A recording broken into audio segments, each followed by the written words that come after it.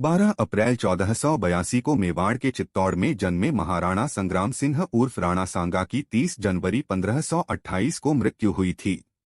राणा कुंभा के पौत्र और राणा रायमल के पुत्र राणा सांगा अपने पिता के बाद सन 1509 में मेवाड़ के उत्तराधिकारी बने। इनका शासनकाल 1509 से 1527 तक रहा। राणा सांगा ने इब्राहिम लोधी, बाबर, महमूद खिलजी इस्लामिक शासकों के साथ युद्ध लड़कर अपनी मातृभूमि की रक्षार्थ बलिदान दे दिया था। आओ जानते हैं राणा सांगा के बारे में अद्भुत तथ्य। राणा सांगा के प्रमुख युद्ध: 1 खतौली का युद्ध 1517 बूंदी। 2 बाड़िया बारी का युद्ध 1518 धौलपुर। 3 गागरोन का युद्ध 1519 झालावाड़। 4 बयाना का युद्ध 16 फरवरी 1527 भरतपुर। 5 खावना का युद्ध 17 मार्च 1527 भरतपुर। 1 परिवार: राणा सांगा की पत्नी का नाम रानी कर्णावती था। उनके 4 पुत्र थे जिनके नाम रतन सिंह द्वितीय, उदय सिंह द्वितीय, भोजराज और विक्रमादित्य सिंह थे। ऐसा भी माना जाता है कि राणा सांगा की कुल मिलाकर 22 पत्नियां थीं, परंतु इसकी पुष्टि नहीं होती है। 1509 में 27 वर्ष की उम्र में वे मेवाड़ के शासक बने। 2 राजपूतों को किया एकजुट: राणा सांगा सिसोदिया राजवंश के सूर्यवंशी शासक थे।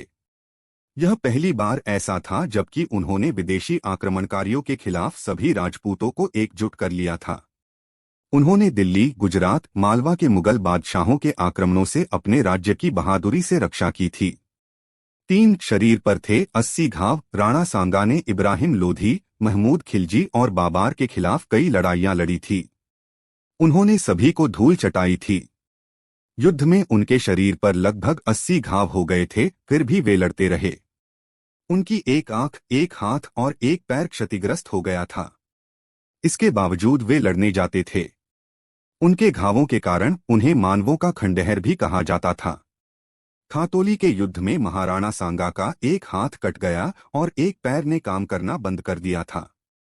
4 गुजरात मालवा के सुल्तान को हराया: गुजरात के सुल्तान मुज़फ़्फ़र से राणा सांगा का संघर्ष ईडर के कारण हुआ।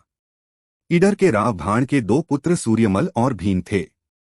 सूर्यमल के बाद उसका बेटा रायमल ईडर की गद्दी पर बैठा, परंतु रायमल के चाचा भीम ने गद्दी पर कब्जा कर लिया तो रायमल ने मेवाड़ में शरण ली, जहां महाराणा सांगा ने अपनी पुत्री की सगाई उसके साथ कर दी थी।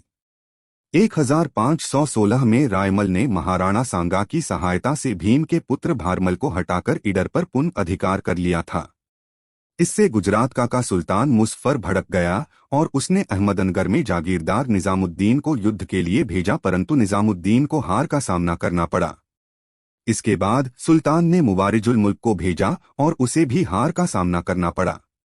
इसके बाद सुल्तान ने 1520 में मलिक अयाज तथा किवामुल मुल्क की अध्यक्षता में 2 अलग अलग सेनाएं मेवाड़ पर आक्रमण करने के लिए भेजी।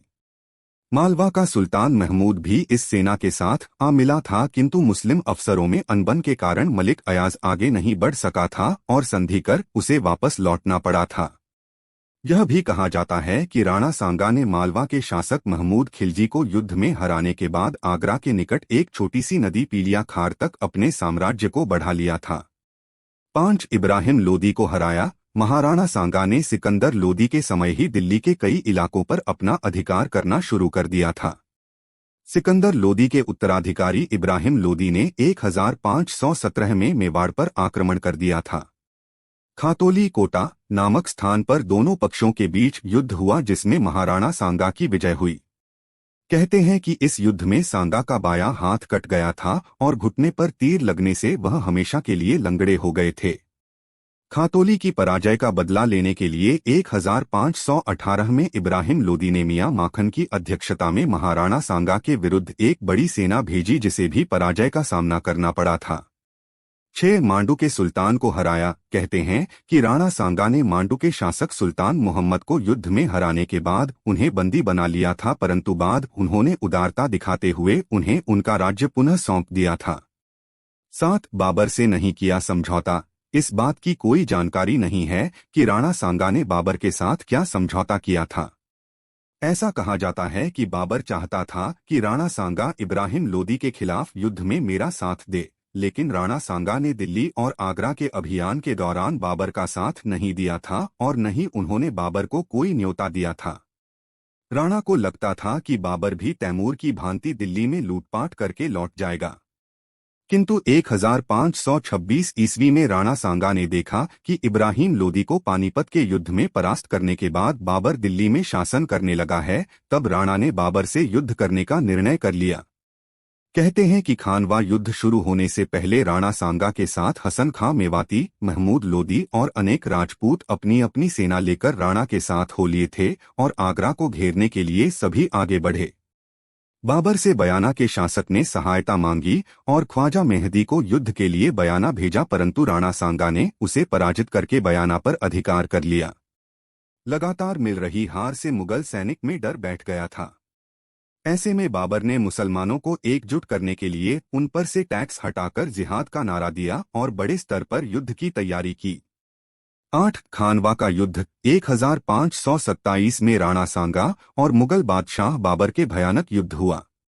खानवा के मैदान में दोनों सेनाओं के बीच जबरदस्त खूनी मुठभेड़ हुई। बाबर 2 लाख मुगल सैनिक थे और ऐसा कहा जाता है कि राणा सांगा के पास भी बाबर जितनी सेना थी। बस फर्क यह था कि बाबर के पास गोला बारूद का बड़ा जखीरा था और राणा के पास साहस एवं वीरता। युद्ध में बाबर ने राणा के साथ लड़ रहे लोदी सेनापति को लालच दिया, जिसके चलते सांगा को धोखा देकर लोदी और उसकी सेना बाबर से जा मिली।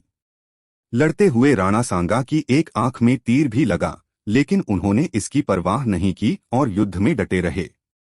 इस युद्ध में उन्हें कुल 80 घाव आए थे। उनकी लड़ाई में दिखी वीरता से बाबर के होश उड़ गए थे। लोदी के गद्दारी करने की वजह से राणा सांगा की सेना शाम होते होते लड़ाई हार गई थी। 9 समृद्ध प्रदेश मेवाड़ कहते हैं कि राणा सांगा के समय मेवाड़ एक समृद्ध राज्य हुआ करता था। महाराणा सांगा के समय मेवाड़ 10 करोड़ सालाना आमदनी वाला प्रदेश था। राणा सांगा ने एक आदर्श शासक बनकर राज्य की उन्नति और रक्षार्थ अपना सब कुछ न्योछावर कर दिया था। 10 राणा सांगा का निधन कहते हैं कि खानवा के युद्ध में सांगा बेहोश हो गए थे, जहां से उनकी सेना उन्हें किसी सुरक्षित जगह ले गई थी। वहां होश में आने के बाद उन्होंने फिर से लड़ने की ठानी और चित्तौड़ नहीं लौटने की कसम खाई। कहते हैं कि यह सुनकर जो सामंत लड़ाई नहीं चाहते थे, उन्होंने राणा को जहर दे दिया था, जिसके चलते 30 जनवरी 1528 में कालपी में उनकी मृत्यु हो गई। उनके देहांत के बाद अगला उत्तराधिकारी उनका पुत्र रतन सिंह द्वितीय हुआ था। राणा सांगा का विधि विधान से अंतिम संस्कार मांडलगढ़ भीलवाड़ा में हुआ। इतिहासकारों के अनुसार उनके दाह संस्कार स्थल पर एक छतरी बनाई गई थी। ऐसा भी कहा जाता है कि वे मांडलगढ़ क्षेत्र में मुगल सेना पर तलवार से गरजे थे। युद्ध में महाराणा का सिर अलग होने के बाद भी उनका धड़ लड़ता हुआ वीरगति को प्राप्त हुआ। कहते हैं कि युद्ध में महाराणा का सिर मांडलगढ़ भीलवाड़ा की धरती पर गिरा, लेकिन घुड़सवार धड़ लड़ता हुआ चावंडिया तालाब के पास वीरगति को प्राप्त हुआ।